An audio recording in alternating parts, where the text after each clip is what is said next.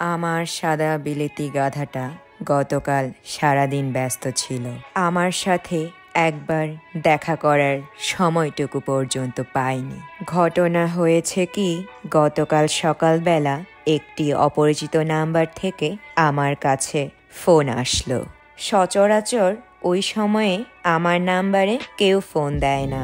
ফোনটা ধরেই ওপাশ থেকে সেই চিরচেনা লম্পট মার্কা গলার স্বর ভেসে আসলো। আমার বুঝতে এক মুহূর্ত দেরি হলো না। এ যে আমার হলেও হতে পারত কোরিয়ান জামাইয়ের কণ্ঠস্বর। সে বলল, কেমন আছো? তোমাকে ফোন দেওয়ার জন্যে নতুন নাম্বারই নিতে হলো। তুমি তো সব জায়গা থেকে আমাকে ব্লক করে রেখেছ।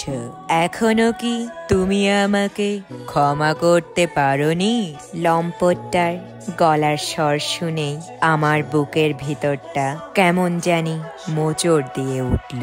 অনেক কষ্টে নিজেকে সামাল দিয়ে কঠিন গলায় বললাম, তুমি আমাকে কোন সাহসে ফোন করেছো? তোমার কি কোনো আত্মসম্মান বোধ নেই? নির্লজ্জ বেহায়াটা জবাব দিল, ওসব পুরনো কথা রাখো তো। কতদিন তোমার চাঁদ মুখখানা দেখি না। তোমাকে না দেখতে পেরে বুকের ভিতরটা খুব খা খা করছে। তুমি যদি কিছু মনে না করো, তোমাকে একটা ভিডিও কল দেই। লম্পটটাকে কি উত্তর দিব বুঝে উঠতে পারছিলাম না। একদিকে ওর সুদর্শন মুখখানা দেখার জন্য বুকটা চিনচিন করা শুরু করলো, অন্যদিকে আমি জানি যে লম্পটটার নিশ্চয়ই অন্য কোনো বদ মতলব আছে। এই তো সেদিনই ওকে রেস্টুরেন্টে দেখলাম, এক মেয়ে ছেলের হাত ধরে বসে আছে। ওসব হিসেব মিলাতে মিলাতে লম্পটটা আবার জিজ্ঞেস করল, ভিডিও কলটা কি দিব? কি মনে করে বলেই ফেললাম, হ্যাঁ দাও।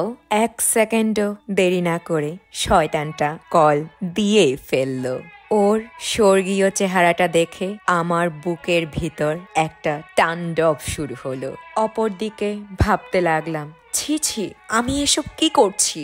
অনেক কষ্টে শক্ত গলায় বললাম, কি বলবে বলো, যা বলার তাড়াতাড়ি শেষ করো। পরক্ষণেই লম্পটটা বলল, কতদিন পর তোমার পরীর মতো মুখখানা দেখলাম, আর তুমি কি না আমার সাথে এরকম আচরণ করছো? আমি রেগে মেগে বলেই ফেললাম, জীবনটা ধ্বংস করে দেওয়ার সময় তোমার এসব কথা কোথায় ছিল? লম্পটটা করুণ স্বরে বলল, আমি জানি যে আমি ক্ষমার অযোগ্য, কিন্তু তাও তোমার সাথে একটাবার সামনাসামনি দেখা করতে চাই। যদি সম্ভব হয় চলো আজ আমরা একসাথে কোথাও লাঞ্চ করতে যাই। কেন জানি আমি মনের অজান্তেই বললাম, আজ বাইরে যেতে ইচ্ছে করছে না। তুমি চাইলে আমার এখানে লাঞ্চ করে যেতে পারো। শয়তানটা খুশিতে আত্মহারা হয়ে বলল, তুমি রান্না করবে নাকি আমি আসার পথে কিছু নিয়ে আসব? খাবার নিয়ে তোমার ভাবতে হবে না, দুপুরবেলা চলে এসো। লম্পটটা খুশি হয়ে ফোন রাখলো।